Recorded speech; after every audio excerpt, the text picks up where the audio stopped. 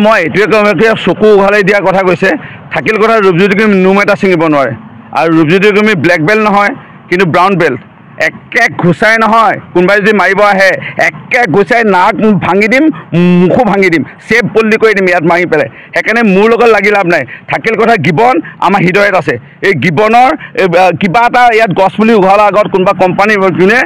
হয়তো আমাৰ ঘৰৰ খুঁটা এটা হিলাব লাগিব এই গিবনক আমি একো কৰিবলৈ নিদিওঁ তহঁতি যে প্ৰতিবাদ কৰিছে আপুনি ক'বলৈ তহঁতক বেয়া লাগিছে তহঁতি যে প্ৰতিবাদ কৰিছিলি এবাৰ এটা গছপুলি ৰুই পাইছ গিবনত এই গছপুলি ৰুই পাইছ